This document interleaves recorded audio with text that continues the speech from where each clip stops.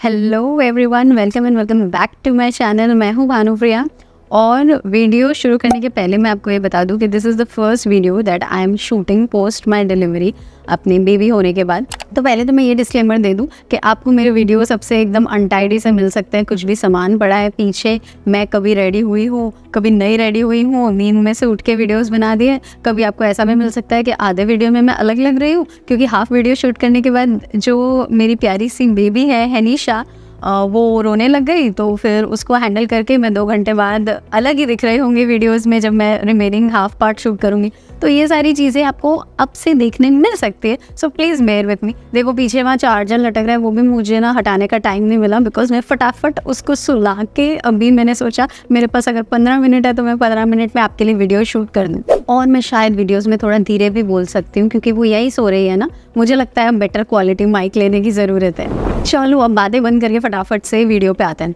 तो यस, जैसे मैंने आपको बताया कि ये फर्स्ट वीडियो में शूट कर रही हूँ पोस्ट माई डिलीवरी।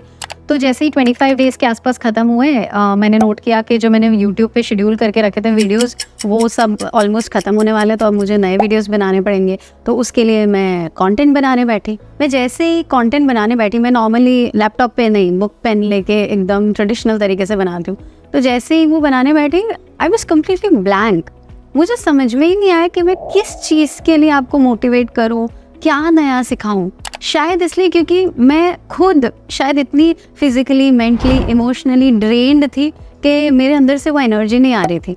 चाहे कुछ भी कहो, चाहे कितने भी बड़े हम हीलर हो, बट यू नो ये प्रेगनेंसी की जर्नी थोड़ी सी, एक्चुअली प्रेगनेंसी नहीं, उसके बाद की जर्नी, पोस्टपार्टम जर्नी थोड़ी मेंटली, इमोशनली, फिजिकली ड्रेनिंग तो होती है। ये मेरा पर्सनल एक्सपीरियंस है कि आई was feeling a little empty inside, I don't know why. मतलब फ्रैंकली बताऊँ क्या हो रहा था कि ऐसा नहीं है कि मेरे अंदर कोई वीकनेसेस नहीं है जो मैं मेरी लाइफ के अंदर ओवरकम नहीं करती हूँ। धीरे धीरे मैं कुछ ना कुछ एक्टिविटीज़ करती रहती हूँ, मेथड्स करती रहती हूँ, हीलिंग्स करती रहती हूँ कि अगर मेरे में कुछ कमियाँ हैं, जैसे कोई भी डर हो गया कोई चीज़ को लेके या गुस्सा हो गया, तो वो मेरे अंदर से जाए। ठीक है।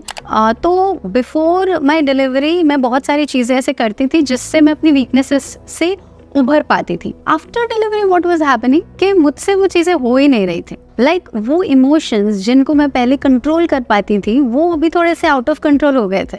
सो मुझे खुद को भी बैलेंस करना थोड़ा मुश्किल पड़ रहा था। I was feeling lost, lonely and stuck. But इसमें भी एक अच्छी चीज़ थी कि मेरे अंदर वो अवेयरनेस था कि मैं ऐसा फील कर रही हूँ और मैं खुद का हीलिंग नहीं कर पा रही हूँ। मेरे अंदर वो मोटिवेशन ही नहीं आ रहा है कि नहीं मैं कुछ मेडिटेट करूँ, कुछ ग्रैटिट्यूड करूँ, कुछ जर्नलिंग करूँ जिससे मैं पॉजिटिव फील कर पाऊँ। पर ये सारी चीज़ें मैं आपको क्यों बता रही हूँ? Because now I am feeling good. तो कुछ ना कुछ तो ऐसा किया होगा जिससे वो नेगेटिव एंड लो स्टेट से थोड़ा सा हाई वाइब स्टेट में मैं वापस आ पाई। तो मैंने इसको हील कैसे किया, कौन सा मेथड, कौन सी सीक्रेट टेक्निक यूज़ की, गेस करो कमेंट्स में। क्या यूज़ किया हो सकता है मैंने to become a little positive? It is nothing, कुछ भी यूज़ नहीं किया, सच बता रही हूँ। देखो ये सारी स्टोरी जो मैंने आपको बताई, मेरे दिल की बात शेयर करी, उसका एक मेन रीज़न ये था कि मैं आपको बताऊँ कि आप अभी जैसा भी फील कर रहे हो ना, शायद स्टक, एकदम लो वाइब्रेशन में, परेशान, दुखी, frustrated, it is okay. Give yourself some time. हर चीज़, हर इमोशन इमीडिएटली ठीक कर दो आप, कोई टेक्निक करके, कोई मेथड करके, कोई एफर्ट लगा के, वो ज़रूरी नहीं है। देखो अगर हमें कोई इन्फेक्शन होता है कभी, तो हमें एंटीबायोटिक्स का डोज देते हैं, नॉर्मली 3 दिन का या 5 दिन का। ऐसी तो कोई गोली नहीं देते कि लेते ही हो जूम सारे बैक्टीरिया मर जाएंगे, सब खत्म हो जाएगा, नहीं, राइट। तो जैसे उस बैक्टीरिया को मरने के लिए ना थोड़ा सा समय देना पड़ता है, राइट, 3 दिन या 5 दिन। वैसे हमारे अंदर ये जो नेगेटिव वायरसेस और बैक्टीरियाज आ गए हैं जो हमारा मूड ख़राब कर रहे हैं, उसको चाहे आप कोई टेक्निक यूज़ करो या ना करो, उसको आपके सिस्टम में से बाहर निकलने के लिए थोड़ा टाइम देना पड़ेगा। आप अगर एंटीबायोटिक्स नहीं भी खाओगे ना, तो भी आपका सिस्टम इंटरनली फाइट करके उनको बाहर निकालेगा अगर लो लेवल का इन्फेक्शन है तो, बट उसमें भी थोड़ा समय लगेगा। उसमें आप ऐसा नहीं सोच सकते कि अरे मैं तो इमीडिएटली अच्छा फील करना चाहिए, वो अंदर फाइटिंग चल रहा है तो I should feel better. No, your body needs time to heal and fight that infection, right. तो अपने अंदर जो ये इमोशनल इन्फेक्शन है उसको भी हील होने के लिए टाइम दो। कभी कभी ना कुछ नहीं करना पड़ता, बस बैठ के ऐसे एक स्टोरी सुन लोगे ना, तो भी अंदर से वो मोटिवेशन, वो हीलिंग मिल जाता है। So the main purpose of shooting this video today was to give you this message that it is high time that you need to go slow on yourself.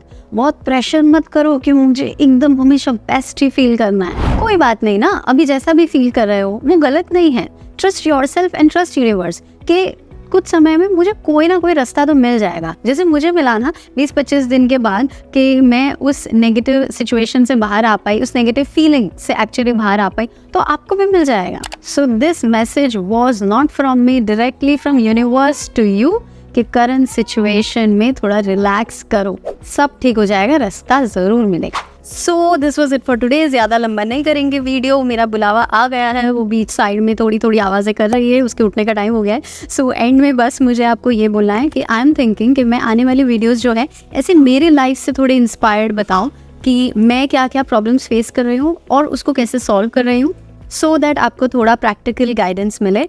What do you think about it? Please let me know in the comments and we will meet in the next video. Till then, keep smiling, stay happy, stay blessed and stay connected. Bye bye.